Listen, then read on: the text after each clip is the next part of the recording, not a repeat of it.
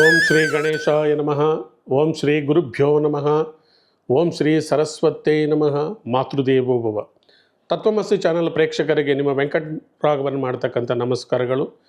ಮುಖ್ಯವಾಗಿ ಮೇ ತಿಂಗಳಲ್ಲಿ ಸಾಕಷ್ಟು ಮೇಜರ್ ಡೆವಲಪ್ಮೆಂಟ್ಸ್ ನಡೀತಾ ಇದೆ. ಗ್ರಹಗಳು ದೊಡ್ಡ ದೊಡ್ಡ ಗ್ರಹಗಳು ತಮ್ಮ ಸ್ಥಾನ ಬದಲಾವಣೆಗಳನ್ನು ಮಾಡ್ಕೊಳ್ತಾ ಇದ್ದಾವೆ. ಮುಖ್ಯವಾಗಿ ಗುರು ಶುಭಗಳನ್ನು ಮಾಡ್ತಕ್ಕಂಥದ್ದು, ಒಳ್ಳೆಯ ಕೆಲಸಗಳಿಗೆ ನಮಗೆ ಪ್ರೋತ್ಸಾಹ ಕೊಡ್ತಕ್ಕಂಥದ್ದು. ಗುರು ಧನಕಾರಕರು, ಪುತ್ರಕಾರಕರು, ಹೀಗೆ ಗುರು ಕಾರಕತ್ವಗಳು ಅಗಾಧ. ನಮ್ಮನ್ನು ಕಷ್ಟದಲ್ಲಿರುವಾಗ ಎತ್ತಿ ನಿಲ್ಲಿಸ್ತಕ್ಕಂಥ ಗ್ರಹ ಗುರು. ಈ ಗುರು ಗ್ರಹ ಮೇ 14ನೇ ತಾರೀಕು ಬೆಳಗಿನ ಜಾವ ತನ್ನ ರಾಶಿಯನ್ನು ವೃಷಭ ರಾಶಿಯಿಂದ ಮಿಥುನ್ ರಾಶಿಗೆ ತನ್ನ ಪಥಚಲನೆಯನ್ನು ಮಾಡ್ತಾ ಇದೆ. ಮಿಥುನ್ ರಾಶಿ ಬಂದು ಬುಧನಿಗೆ ಅಧಿಪತಿಯಾಗಿರ್ತಕ್ಕಂಥದ್ದು. ಬುಧ ಅಂತಕ್ಕಂಥದ್ದು ಬುದ್ಧಿವಂತಿಕೆ, ಇಂಟೆಲಿಜೆನ್ಸಿ ಸಂಬಂಧಿಸಿರ್ತಕ್ಕಂಥ ರಾಶಿಯಲ್ಲಿ ವಿದ್ಯಾಕಾರಕ ಗುರು ಅಲ್ಲಿ ಹೋಗಿದರೆ ಸಾಕಷ್ಟು ದ್ವಾದಶ ರಾಶಿಗಳ ಮೇಲೆ ಪರಿಣಾಮ ಬೀರುತ್ತೆ. ಅದೇ ರೀತಿಯಾಗಿ ಮತ್ತೊಂದು ಗ್ರಹ ಆಲ್ರೆಡಿ ಶನಿ ಭಗವಾನರು ಮಾರ್ಚ್ 29ನೇ ತಾರೀಕಿನಿಂದ ಹಿಡಿದು 3 ಜುಲೈ 2027ರವರೆಗೂ ಮೀನ ರಾಶಿಯಲ್ಲಿ ಇರ್ತಾರೆ. ಮತ್ತು ರಾಹುಕೇತುಗಳು ಸುಮಾರು 1.5 ವರ್ಷದಿಂದ ರಾಹುಕೇತುಗಳು ಮೀನರಾಶಿ ಮತ್ತು ಕನ್ಯಾ ರಾಶಿಯಲ್ಲಿ ಇದ್ದಂಥ ರಾಹುಕೇತುಗಳು ಈ ಮೇ 18ನೇ ತಾರೀಕು ತಮ್ಮ ಸ್ಥಾನವನ್ನು ಸಿಂಹರಾಶಿ ಮತ್ತು ಕುಂಭರಾಶಿಗೆ ಪರಿವರ್ತನೆ ಮಾಡ್ತಾ ಇದೆ. ಕುಂಭರಾಶಿಗೆ ಮೂಲ ತ್ರಿಕೋಣವಾಗಿರ್ತಕ್ಕಂಥ ರಾಹು ಸಿಂಹರಾಶಿಗೆ ಪ್ರವೇಶ ಮಾಡಿದರೆ 18ನೇ ತಾರೀಕು, ಅದೇ ದಿನ ಕೇತು ಕೂಡ ಸಿಂಹರಾಶಿಗೆ ಬರ್ತಾರೆ ಕನ್ಯಾ ರಾಶಿಯಿಂದ. ಮತ್ತು ಈ ಗ್ರಹಗಳು ರಾಹು ಅಂತಕ್ಕಂಥವನು ಏನಂದರೆ, ಯಾವ ರಾಶಿಯಲ್ಲಿ ಇರ್ತಾನೋ ಆ ರಾಶಿಯನ್ನು ತುಂಬ ಎತ್ತರಕ್ಕೆ ಬೆಳೆಸಿ ಮತ್ತು ಅದರಲ್ಲೇ ಸಮಸ್ಯೆಗಳನ್ನು ಕ್ರಿಯೇಟ್ ಮಾಡ್ತಕ್ಕಂಥವನು. ರಾಹು ಯಾವ ಜಾಗದಲ್ಲಿದ್ದರೆ ಆ ಜಾಗಕ್ಕೆ ಹೆಚ್ಚು ಡಿಮ್ಯಾಂಡನ್ನು ಕ್ರಿಯೇಟ್ ಮಾಡ್ತಾನೆ. ಕೇತು ವೈರಾಗ್ಯ ಗ್ರಹ, ತನ್ನ ವೈರಾಗ್ಯ ಪಥದಲ್ಲಿ ಹೋಗ್ತಾ ಇರ್ತಾರೆ. ಮನುಷ್ಯನನ್ನು ಆಳವಾದ ಜ್ಞಾನ, ಭಕ್ತಿ, ವೈರಾಗ್ಯಕ್ಕೆ ಕಳಿಸ್ತಕ್ಕಂಥವನು.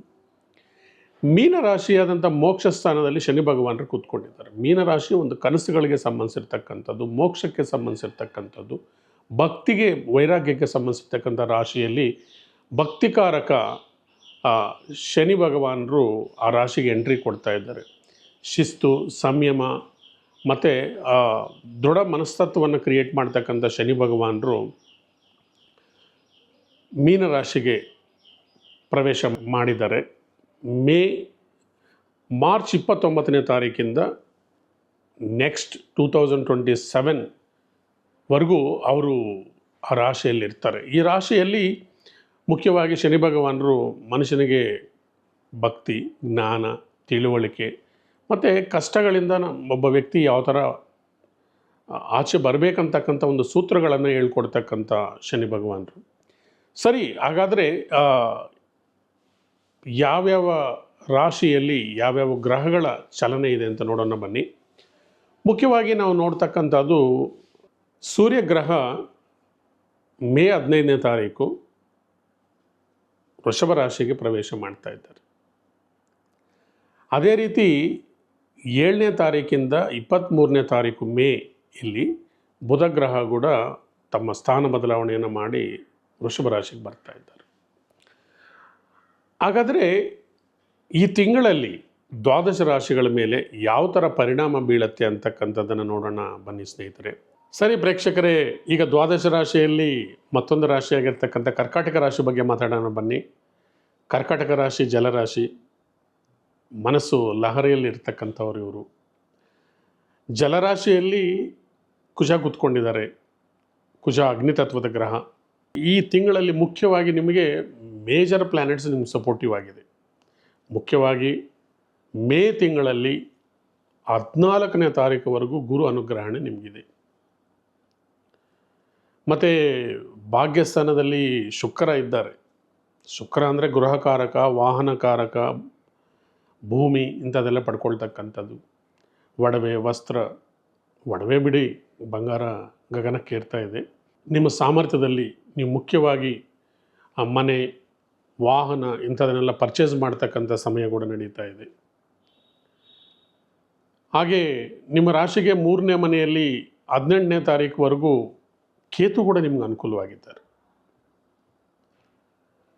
ರಾಹು ಭಗವಾನರು ಈಗ 9ನೇ ಮನೆಯಿಂದ ನಿಮಗೆ ಅಷ್ಟಮ ಸ್ಥಾನಕ್ಕೆ ಬರ್ತಾ ಇದ್ದಾರೆ. ಸ್ವಲ್ಪ ರಾಹು ಶಾಂತಿಯನ್ನು ಮಾಡಿಕೊಳ್ಳಿ. 1.5 ವರ್ಷ ಕಾಲ ರಾಹು ಅಷ್ಟಮದಲ್ಲಿದ್ದಾರೆ. ಹೋದ ವರ್ಷ ಎಲ್ಲ ನೀವು ಶನಿ ಅಷ್ಟಮ ಸ್ಥಾನದಲ್ಲಿದ್ದಿದ್ದು ಅಷ್ಟ ಕಷ್ಟಗಳನ್ನು ಪಟ್ಟಿದ್ರಿ. ಈಗ ರಾಹು ಎಗೈನ್ ನಿಮಗೆ ಅಷ್ಟಮ ಸ್ಥಾನಕ್ಕೆ ಬರ್ತಾ ಇದ್ದಾರೆ. ಸೂರ್ಯ ಅನುಕೂಲವಾಗಿದ್ದಾರೆ, ಬುಧ ಅನುಕೂಲವಾಗಿದ್ದಾರೆ, ಬೇರೆ ಗ್ರಹಗಳೆಲ್ಲ ಅನುಕೂಲವಾಗಿದ್ದಾರೆ. ಆದರೆ ಗುರು 14ನೇ ತಾರೀಕು ಆದಮೇಲೆ ನಿಮಗೆ ವ್ಯಯಸ್ಥಾನಕ್ಕೆ ಬರ್ತಾ ಇರೋದ್ರಿಂದ ಗುರುಬಲ ಕೂಡ ಕಳ್ಕೊಳ್ತಾ ಇದ್ದೀವಿ. ಅಷ್ಟಮದಲ್ಲಿರ್ತಕ್ಕಂಥ ರಾಹುವನ್ನು ನೀವು ಯಾವ ಥರ ಶಾಂತಿ ಮಾಡಬೇಕು, ರಾಹುಗೆ ಪರಿಷ್ಕಾರಗಳೇನು, ರಾಹುಗೆ ಪರಿಷ್ಕಾರ ಮಾಡಿಕೊಂಡಿದ್ರೆ ನಿಮ್ಮ ಅರ್ಧ ಕಷ್ಟ ತೀರ್ದಂಗೆ. ದ್ವಿತೀಯ ಸ್ಥಾನಕ್ಕೆ ಬರ್ತಾ ಇರ್ತಕ್ಕಂಥ ಕೇತುವನ್ನು ಪರವಾಗಿಲ್ಲ, ಭಕ್ತಿ ಮುಖಾಂತರ ಹೊಲಿಸ್ಕೊಂಡ್ಬಿಡ್ಬೋದು, ಗಣಪತಿಯನ್ನು ಆರಾಧನೆ ಮಾಡೋದ್ರಿಂದ ಹೊಲಿಸ್ಕೊಳ್ಬೋದು. ಆದರೆ ಅಷ್ಟಮದಲ್ಲಿರ್ತಕ್ಕಂಥ ರಾಹುವನ್ನು ಯಾವ ಥರ ಟ್ಯಾಕಲ್ ಮಾಡಬೇಕು? ನೀವೇನಾದರೂ ಇಂಪಾರ್ಟೆಂಟ್ ಕೆಲಸಕ್ಕೆ ಹೋಗುವಾಗ ಅಥವಾ ಪ್ರತಿನಿತ್ಯ ನೀವು ಕರ್ಪೂರವನ್ನು ಹಚ್ತಾ ಬರ್ತಿದ್ರೆ ರಾಹು ನಿಮಗೆ ತೊಂದರೆಯನ್ನು ಮಾಡೋದಿಲ್ಲ. ರಾಹು ಸ್ಮೋಕಿ ಪ್ಲ್ಯಾನೆಟ್, ಅವ್ರ ಪ್ರೆಸೆನ್ಸು ಎಲ್ಲ ಕಡೆ ಇರುತ್ತೆ. ರಾಹುಗೆ ಈ ಕರ್ಪೂರ ಅಂದರೆ ಅಲರ್ಜಿ. ಸೊ ಅದರಿಂದ ನೀವು ಬೆಳಗ್ಗೆ ಕರ್ಪೂರ ಹಚ್ಚಿ ಹೋಗಿದರೆ ನಿಮ್ಮ ಕೆಲಸ ಕಾರ್ಯಗಳಾಗುತ್ತೆ. ರಾಹುವನ್ನು ಹೊಲಿಸ್ಕೊಳ್ಳೋದಕ್ಕೆ ಕೈಗೊಂದು ಆರೆಂಜ್ ಕಲರ್ ದಾರ ಕಟ್ಕೊಳ್ಳಿ. ಬೆಡ್ರೂಮಲ್ಲಿ ಇದ್ದಿಲು ಪ್ಲಸ್ ರಾಕ್ ಸಾಲ್ಟ್ ಒಂದು ಬೌಲಲ್ಲಿ ನೈಋತ್ಯ ಮೂಲೆಯನ್ನು ರಾಹು ರೂಲ್ ಮಾಡ್ತಾರೆ. ನೈಋತ್ಯ ಮೂಲೆಯಲ್ಲಿ ಇದ್ದಿಲು ಮತ್ತು ರಾಕ್ ಸಾಲ್ಟ್ ಇಡೋದ್ರಿಂದ ಕೂಡ ನಿಮಗೆ ರಾಹು ಅನುಗ್ರಹಣೆ ಚೆನ್ನಾಗಿರುತ್ತೆ. ಜೊತೆಗೆ ಕಿಚನ್ ಅಲ್ಲಿ ಕೂಡ ರಾಹು ಸಾನ್ನಿಧ್ಯ ಇರೋದರಿಂದ ಕಿಚನಲ್ಲಿ ಕೆಳಗಡೆ ಕೂತ್ಕೊಂಡು ಊಟ ಮಾಡೋದು, ದೇವಿ ಸ್ತೋತ್ರವನ್ನು ಓದ್ಕೊಳ್ಳೋದು, ದೇವಿ ಖಡ್ಗಮಾಲ ಸ್ತೋತ್ರವನ್ನು ಓದ್ಕೊಳ್ಳೋದು, ಹೀಗೆ ರಾಹು ಪರಿಷ್ಕಾರಗಳನ್ನು ಮಾಡ್ಕೊಳ್ಳಿ. ಭಾಗ್ಯಸ್ಥಾನದಲ್ಲಿರ್ತಕ್ಕಂಥ ಶನಿ ನಿಮಗೆ ತೀರಾ ಅನಾನುಕೂಲ ಏನಿಲ್ಲ. ಸೊ ನ್ಯೂಟ್ರಲ್ ಆಗೇ ಇರ್ತಾರೆ. ಸೊ 9ನೇ ಮನೆಯಲ್ಲಿರ್ತಕ್ಕಂಥ ಶುಕ್ರ ನಿಮಗೆ ತುಂಬ ಫೇವರಬಲ್ ಆಗಿದ್ದಾರೆ. ಲಾಭ ಸ್ಥಾನದಲ್ಲಿ ಸೂರ್ಯ, ಬುಧ ಚೆನ್ನಾಗಿದೆ. ಈ ವಾರ ನಿಮಗೆ ಅನುಕೂಲಗಳು ಚೆನ್ನಾಗಿದೆ.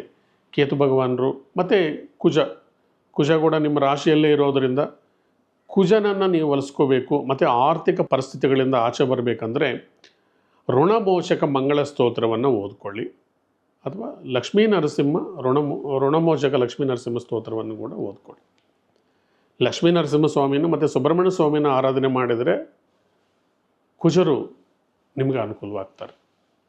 ಉಳಿದಂಗೆ ನೀವು ಬ್ಯಾಲೆನ್ಸ್ ಆಗಿರಿ, ಪಾಸಿಟಿವ್ ಆಗಿರಿ, ಸ್ವಲ್ಪ ಕಾಮ್ ಆಗಿದ್ದರೆ ಈ ತಿಂಗಳು ನಿಮಗೆ ಜಯ ಚೆನ್ನಾಗಿರುತ್ತೆ. ಮತ್ತು ನಿಮಗೆ ಅದೃಷ್ಟ ಬಣ್ಣಗಳು ಮುಖ್ಯವಾಗಿ ಯೆಲ್ಲೋ ಕಲರ್ ಮತ್ತು ಲೈಟ್ ಪಿಂಕ್ ಕಲರ್ಸ್, ವೈಲೆಟ್ ಕಲರನ್ನು ಹೆಚ್ಚಾಗಿ ಬಳಸ್ತಾ ಬನ್ನಿ. ನಿಮಗೆ ಫ್ರೆಂಡ್ಲಿ ನಂಬರ್ಸ್ ಬಂದು 1ನೇ ನಂಬರ್. ಯಾಕೆಂದರೆ ಕರ್ಕಾಟಕ ರಾಶಿಗೆ ಅಧಿಪತಿ ಬಂದು ಚಂದ್ರ ಇಂಡಿಪೆಂಡೆಂಟ್ ಪ್ಲ್ಯಾನೆಟ್ ಅಲ್ಲ, ಡಿಪೆಂಡೆಂಟ್ ಪ್ಲ್ಯಾನೆಟ್.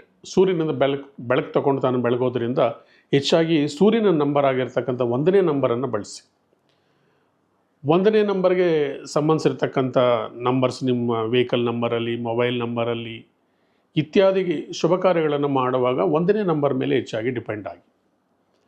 ನೀವು ಇಂಪಾರ್ಟೆಂಟ್ ಕೆಲಸಕ್ಕೆ ಹೋಗುವಾಗ ಪರ್ಪಲ್ ಕಲರಲ್ಲಿ 1 ಅಂತ ನಿಮ್ಮ ಎಡಗೈ ಹೆಬ್ಬೆಟ್ಟು ಕೆಳಗಡೆ ಬರ್ಕೊಳ್ಳಿ.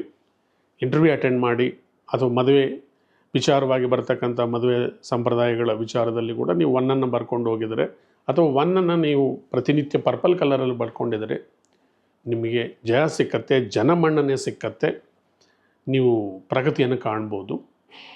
ಪ್ರೇಕ್ಷಕರೇ, ಇದು ನಿಮಗೆ 70% ಅನುಕೂಲ ಇರತಕ್ಕಂಥ ತಿಂಗಳು. ಹೆಚ್ಚಾಗಿ ವರಿ ಆಗೋದೇನು ಬೇಕಾಗಿಲ್ಲ ಅಂತ ಹೇಳ್ದೆ ಈ ಕಾರ್ಯಕ್ರಮವನ್ನು ನಾನು ಇಲ್ಲಿಗೆ ಮುಕ್ತಾಯ ಮಾಡ್ತಾ ಇದ್ದೀನಿ. ಧನ್ಯವಾದಗಳು. Thank you very much.